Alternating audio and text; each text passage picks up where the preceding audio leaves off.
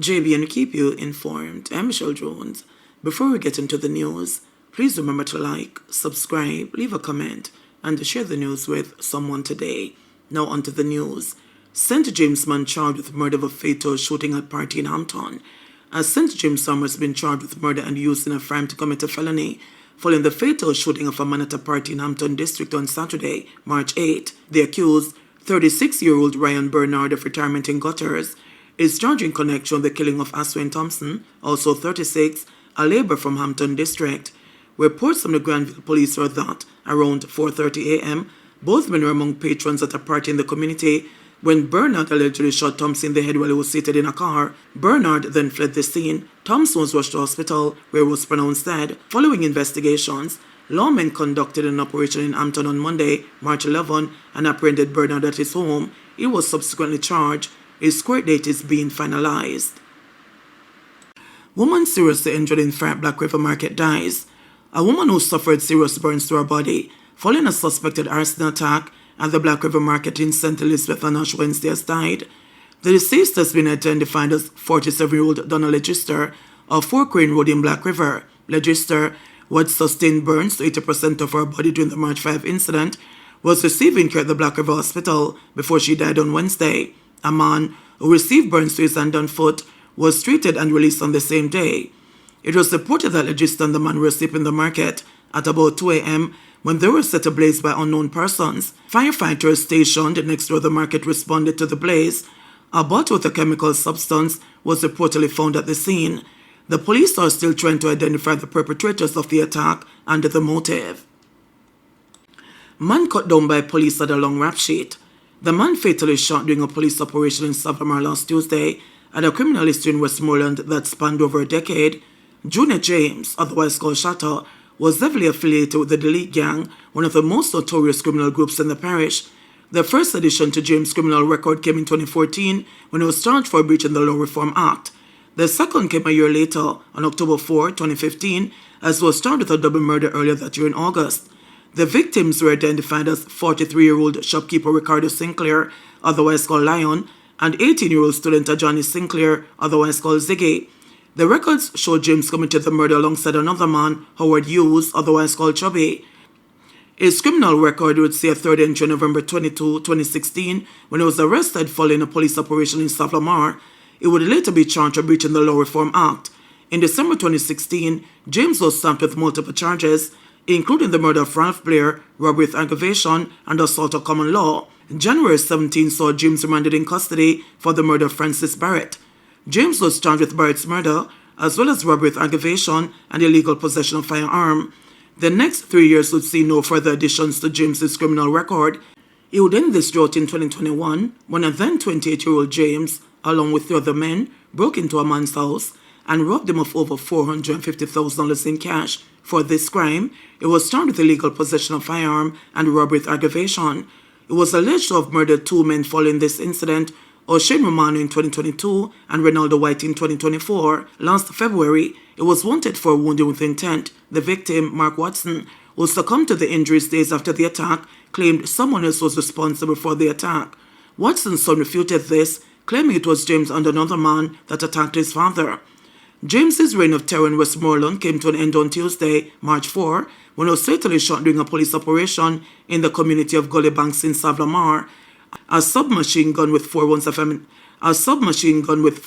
ammunition was seized in the incident. Audrey Marks to the Met Office as Jamaica's ambassador to the U.S. Jamaica will have a new ambassador to the U.S. in the coming months. As current ambassador Audrey Marks will the Met Office by the end of this month. This was disclosed to staff at Jamaica's mission in Washington, D.C. on Wednesday afternoon. Ambassador Marks has served as Jamaica's ambassador to the U.S. from 2010 to 2012 and 2016 to present. In the meantime, Marks has been appointed to the Jamaican Senate. The Office of the Prime Minister made the announcement in a media release on Thursday.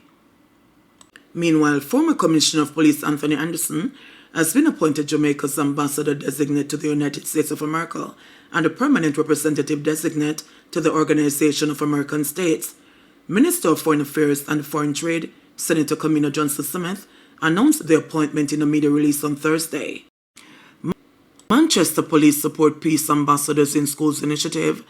The Manchester police are throwing their support behind the ongoing Peace Ambassadors program in schools. The police say, with 72% of homicides in the parish attributed to domestic disputes, the initiative is a welcome addition to the other measures being used to counteract the problem. The program is the brainchild of Custos of Manchester, Garfield Green. It improves academic performance. Students who feel safe and supported tend to perform better. It also reduces bullying, violence. A peaceful school reduces the likelihood of bullying, fights, and other forms of violence. It also increases empathy. It fosters understanding. Peace education encourages students to consider different perspectives, promoting empathy and understanding. It also augurs for better mental health. Peaceful schools can help reduce stress, anxiety, and other mental health issues. Man freed of charges in deadly Trelawney drive-by shooting. A man who was charged in connection with the deadly drive-by shooting incident in Trelawney was freed on Wednesday morning before the Trelawney Circuit Court. Shamario O'Connor was freed after his attorneys, Christopher Townsend and Danny Gooden, challenged the identification evidence submitted by prosecutors. O'Connor was charged in 2018 for the murder of O'Shane Robinson in Stewart Town, Trelawney. Prosecutors said evidence that the deceased and another man had a dispute over money. On the day of the incident, he was allegedly lured to the area under the guise that he'd receive his money, but he was attacked and shot by people in a motor car. The police were alerted, and the car transporting the armed suspect crashed during a police chase. O'Connor and his wife, who were passengers in the vehicle, were found with injuries at the scene of the crash. Another occupant fled from the vehicle. O'Connor was later charged after he was identified by the sole witness who was in the company of Robinson during the shooting. But at the trial, the defense challenged the identification evidence, insisting that there was no evidence to prove their client was involved in the killing. Following submissions, the prosecutors conceded and offered no further evidence in the case. O'Connor was then ordered released. Minto taken to hospital following Newmarket crash. Head of the St. Elizabeth Police, Superintendent Coolidge Minto, has been taken to hospital following a two-vehicle collision on the Newmarket Main Road in St. Elizabeth on Thursday afternoon.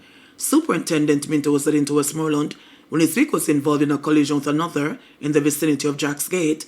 An unmarked service vehicle, a Mitsubishi Pajero assigned to Minto, was involved in the crash. It is not clear if Minto was the driver or a passenger in the vehicle. The other vehicle involved is a Nissan pickup.